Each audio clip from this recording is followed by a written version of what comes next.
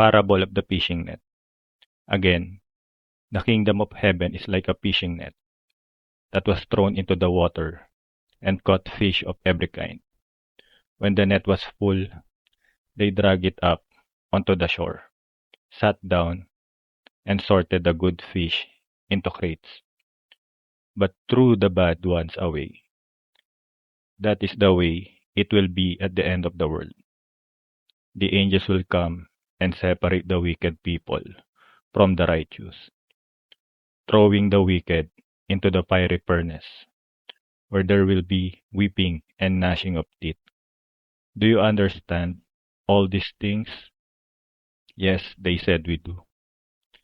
Then he added, every teacher of religious law who becomes a disciple in the kingdom of heaven is like a homeowner who brings from his storeroom new gems of truth as well as old.